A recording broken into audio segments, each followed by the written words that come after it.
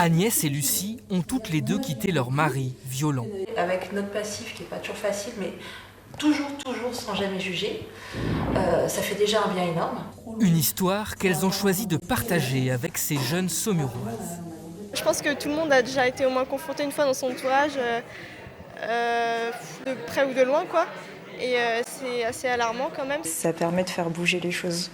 Donc je pense que c'est important de continuer, de partager. Et puis comme on vient de le voir, c'est vraiment juste avec un début de parole et on peut faire beaucoup de choses. On s'entraide dans les déménagements, on s'entraide aussi pour porter plainte par exemple. Depuis 2 ans, Agnès et Lucie animent un groupe d'entraide qui accompagne une vingtaine de femmes.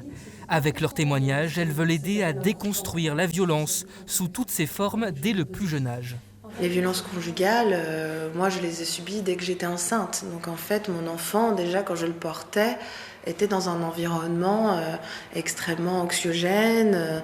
Et donc personne ne sait aujourd'hui la conséquence que ça peut avoir sur eux. Mais ça en a, nous on sait que ça en a. Aider à repérer les violences au sein de la famille ou du couple. C'est l'objectif de ces ateliers organisés à Saumur auprès d'une centaine de lycéens.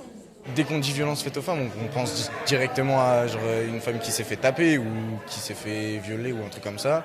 Alors que ça peut être que de l'insulte ou que des messages, par exemple, qui font stresser ou je sais pas, genre des menaces. Si la prise de conscience collective progresse, la réponse institutionnelle reste défaillante pour ces associations. Il y a encore trop peu de moyens en fait, dans les commissariats, dans les palais de justice. Il y a de plus en plus de personnes formées, oui, et heureusement, mais il y a encore trop peu de moyens. En France, près des 3/4 des plaintes pour violences conjugales sont aujourd'hui classées sans suite.